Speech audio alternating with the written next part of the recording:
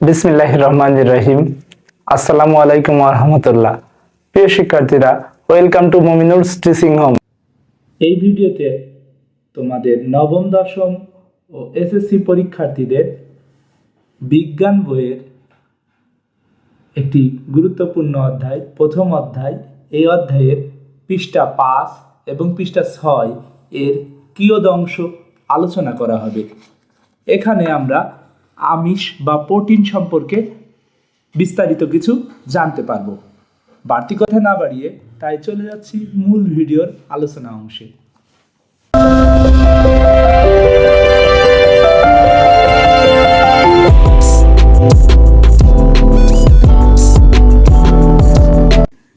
প্রিয় শিক্ষার্থীরা, বিগত ভিডিওয় আমরা শর্করার পুষ্টিগত গুরুত্ব নিয়ে আলোচনা করেছি। এই ভিডিওতে আমরা আমিষ বা প্রোটিন নিয়ে আলোচনা করব। আমাদের দুইটি শব্দ দেওয়া আছে, আমিষ বা প্রোটিন, কিন্তু দুইটি শব্দই একটা বিষয়কে এখানে নির্দেশ করছে। আমিষ বা প্রোটিন এটা শরীরের আমাদের মাংসপেশি গঠনের খুবই গুরুত্বপূর্ণ একটি উপাদান। কার্বন, হাইড্রোজেন, অক্সিজেন, নাইট্রোজেন এবং কিছু ক্ষেত্রে সালফার, এই 5টি মৌলের সমন্বয়ে আমিষ তৈরি হয়।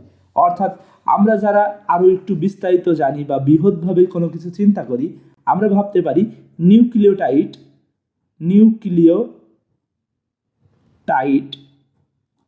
সৃষ্টি মূলত যা দিয়ে তাই দিয়েই আমিষ তৈরি। অর্থাৎ আমাদের ডিএনএকে ভাঙলে ক্ষুদ্রতম একক অংশকে বলা হয় নিউক্লিওটাইড। অর্থাৎ ডিএনএগুলো তৈরি হয় এই প্রোটিনের অংশ দ্বারা। আমরা জানি ডিএনএকে ভাঙলে ডিএনএর ভিতর পাই প্রোটিন এবং জিন, একটা করে প্রোটিন একটা করে জিন, এই আকারে অ্যালিলে সুন্দরভাবে সাজানো থাকে। সেটা অন্য বিষয়, কিন্তু এখানে অন্তত আমরা মনে রাখব মৌলগুলোর স্বাভাবিক নাম: carbon, hydrogen, oxygen, nitrogen, sulphur.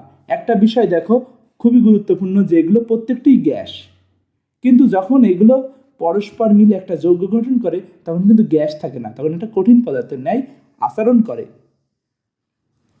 শরীরের আমিষ পরিপাক হওয়ার পর সেগুলো অ্যামাইনো অ্যাসিডে পরিণত হয়।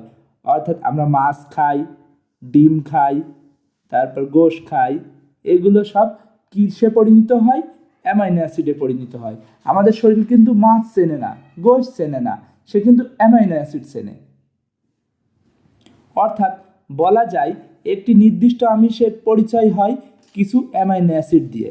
অ্যামাইনো অ্যাসিড কিন্তু অনেক প্রকার আছে, সচরাচর বিভিন্ন রকম প্রকার থাকলেও আমাদের শরীরে মূলত 20 প্রকারের আছে। মানুষের শরীরে এ পর্যন্ত 20 ধরনের অ্যামাইনো অ্যাসিডের সন্ধান পাওয়া গেছে। যে কথাটি পূর্বেই বললাম, এই 20 এটা তোমার জন্য একটা গুরুত্বপূর্ণ টিক। এই 20 মানে বিষাক্ত 20 না, এই 20 মানে 20 সংখ্যা একটি। 20 ধরনের অ্যামাইনো অ্যাসিডের সন্ধান পাওয়া গেছে, যেগুলো আমিষ গঠনের একক। অর্থাৎ একটি বিল্ডিং যেমন অনেকগুলো ইটের সমন্বয়ে তৈরি হয়, তাই ইটকে একটি বিল্ডিংয়ের একক বলে, মানব শরীর গঠনের একক হচ্ছে এই অ্যামাইনো অ্যাসিড। পরবর্তী প্যারাতে আমরা দেখতে পাচ্ছি দেয়া আছে, উৎস দিয়ে বিবেচনা করা হলে আমিষ 2 প্রকার। অর্থাৎ কোথা থেকে আমিষটা আসছে এর উপর ভিত্তি করে আমিষ 2 প্রকার, একটা প্রাণীজ আমিষ, একটা উদ্ভিজ আমিষ। তোমরা অনেকে জানো যে যারা মুসলমান ধর্মের লোক তারা প্রাণীজ আমিষ খেতে পছন্দ করে, আর উদ্ভিজ আমিষ কিছু কিছু মানুষ আছে, হিন্দু বা অন্যান্য জাতি, এখানে বলছি কোনো খারাপ উদ্দেশ্যে বলছি না, মূলত তারা তাদের ধর্মের কিছু অংশের জন্য গোশ খায় না, তারা কিন্তু এই উদ্ভিজ আমিষে সেই স্বাদটা পায়। অর্থাৎ উদ্ভিদের মধ্যেও কিছু আমিষ আছে যেগুলো দিয়ে আমিষের চাহিদা পূরণ করা সম্ভব। কিন্তু তুমি জেনে অবাক হবে যে মহান সৃষ্টিকর্তা প্রাণীজ আমিষের মধ্যেই প্রায় 90% আমিষ রেখেছে, 10% বা 5% মতো উদ্ভিজ আমিষ দিয়ে সমস্ত সৃষ্টি জগৎ তৈরি। প্রাণী থেকে যে আমিষ পাওয়া যায় তা প্রাণীজ আমিষ। মাছ, মাংস, ডিম, দুধ, ছানা, পনির এগুলো প্রাণীজ আমিষ। উদ্ভিদ থেকে যে আমিষ পাওয়া যায় তা উদ্ভিজ আমিষ। ডাল, সিমের বিচি, মটরশুঁটি, বাদাম ইত্যাদি হচ্ছে উদ্ভিজ আমিষের উদাহরণ। কিন্তু এগুলোই এই যে ডাল, সিমের বিচি, মটরশুঁটি, বাদাম, এগুলোর কিছু উপকারী দিক আছে। পাশাপাশি এগুলোর থেকে যে তেল পাওয়া যায়, এই তেলে কখনোই কি থাকে না, কোলেস্ট্রল থাকে না। এটা একটা গুরুত্বপূর্ণ দিক। কোলেস্ট্রল থাকে না বলে এই ধরনের তেল খেলে ডায়াবেটিস হয় না। 20টি অ্যামাইনো অ্যাসিডের মধ্যে 8টি অ্যামাইনো অ্যাসিডকে lysine, tryptophan, methionine, valine, leucine, isoleucine, phenyl alanine ও থিওফাইনকে অপরিহার্য অ্যামাইনো অ্যাসিড বলে। এই নামগুলো প্রত্যেকটা তোমরা মুখস্থ করে নিবে। অনেকের জন্য মনে হতে পারে 8টি নাম অনেক কঠিন, কিন্তু মজার ঘটনা হচ্ছে অনেকে 20টাই মুখস্থ করে, তোমার জন্য 8টি অনেক কম। অপরিহার্য অ্যামাইনো অ্যাসিড বলা হয়। অপরিহার্য মানে একটিও বাদ দেওয়ার কোনো সুযোগ নেই, অর্থাৎ মানবদেহ গঠনে প্রত্যেকটি অ্যামাইনো অ্যাসিডই মুখ্য ভূমিকা পালন করে। এই 8টি অ্যামাইনো অ্যাসিড ছাড়া আর অন্য সবগুলো অ্যামাইনো অ্যাসিড আমাদের শরীর সংশ্লেষ করতে পারে। সংশ্লেষ কথাটার একটা ব্যাপক অর্থ আছে। সংশ্লেষ শব্দের অর্থ আমাদের শরীর এটা নিজের মতোই জোগাড় করতে পারে অন্যগুলো। অর্থাৎ তুমি খাওয়া দাওয়া করো আর না করো বিষয় না, যে কোনো খাবার খেলেই ওই বাকি 12টা অ্যামাইনো অ্যাসিড শরীর পেয়ে যায়, কিন্তু এই 8টি অ্যামাইনো অ্যাসিড তোমাকে আরও বেশি প্রাধান্য দিয়ে খেতে হবে, না খেলে তোমার শরীরের এই ঘাটতিগুলো থেকে যাবে। প্রাণীজাত প্রোটিনে এই অপরিহার্য 8টি অ্যামাইনো অ্যাসিড বেশি বলে এর পুষ্টিমূল্য বেশি। যে কথা পূর্বের ভিডিওয় বলা হয়েছে, পৃথিবীতে সেই খাদ্যগুলোর দাম বেশি যে খাদ্যগুলোর পুষ্টিমান বেশি। অর্থাৎ বাজারটা নিয়ন্ত্রণ হয় আমাদের দ্বারা না, কিছু লোক আছে যারা বাজারটা নিয়ন্ত্রিত করে, সেই লোকগুলোও জানে যে এগুলোর চাহিদা বেশি হবে এবং সময়ের সাথে সাথে এগুলোর দাম বেড়ে গেছে। পরবর্তী পৃষ্ঠা 6 আমাদের অল্প একটু আলোচনা আছে।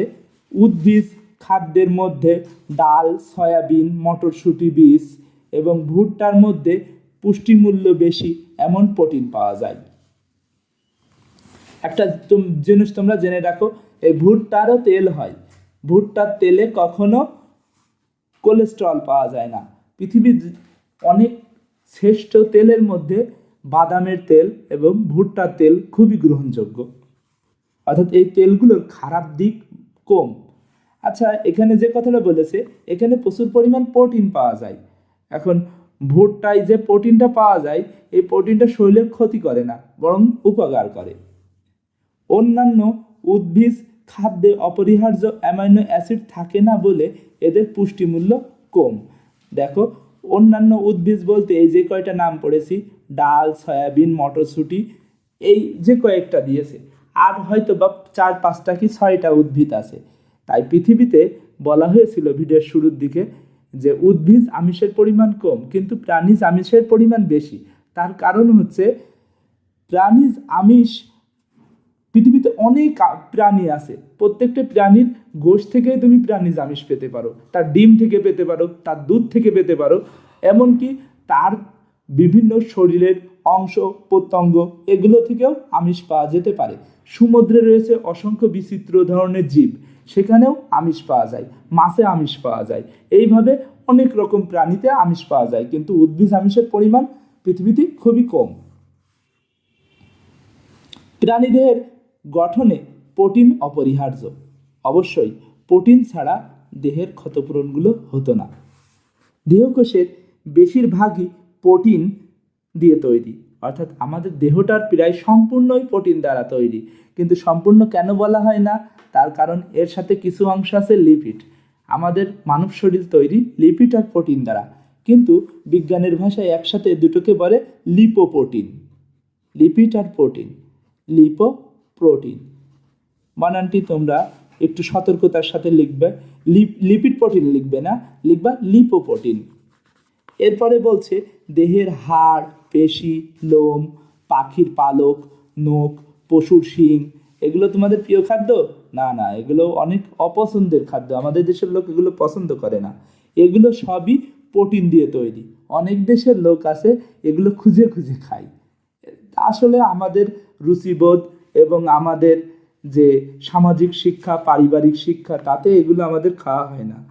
এগুলো খাওয়ার ফলে কিছু উপকারী দিকও আছে, কিছু ক্ষতির দিকও আছে।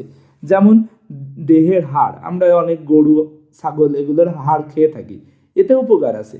কিন্তু এই লোম, তারপরে পাখির পালক, নখ, এগুলোর সাথে কিছু ক্ষতিকারক ব্যাকটেরিয়া আসে, কিছু আছে ভাইরাস, যেগুলো আমাদের মহামারীর কারণ হয়ে থাকে। প্রাণীদেহের শুষ্ক ওজনের 50% হচ্ছে প্রোটিন। প্রাণীদেহের শুষ্ক ওজনের 50% প্রোটিন, আর 40 ভাগ বা 45 ভাগ পর্যন্ত লিপিড, এবং বাকি অংশ পানি, অন্যান্য খনিজ পদার্থ। অর্থাৎ যে এটা বলা হয়েছে শুষ্ক ভাগে, সরি, পানির অংশটা এখানে আসবে না, কারণ পানি তো মানুষ শরীরে প্রায় 90 ভাগই পানি। অর্থাৎ পানি বাদ দেওয়ার পরে যে শুষ্ক অংশটা থাকে, ওই 10 ভাগের আবার যদি তুমি 100 ভাগ করো, সেখানে 50 ভাগ হচ্ছে প্রোটিন, আর বাকি কত ভাগ থাকছে? 50 ভাগের ভিতর 5 ভাগ কি 10 ভাগ খনিজ পদার্থ, এবং অবশিষ্ট অংশটি কি? লিপিড অংশ। প্রিয় শিক্ষার্থীরা, এই ভিডিওর পরিসর এতটুকুই ছিল। পরবর্তী ভিডিওয় আমরা স্নেহ বা পদার্থ বা লিপিড সম্পর্কে আলোচনা করব। তোমাদের সকলের সুস্বাস্থ্য ও মঙ্গল কামনা করছি। সবাই ভালো থাকো, সুস্থ থাকো, মন দিয়ে পড়াশোনা করো। আসসালামু আলাইকুম ওয়া রাহমাতুল্লাহি ওয়া বারাকাতুহু।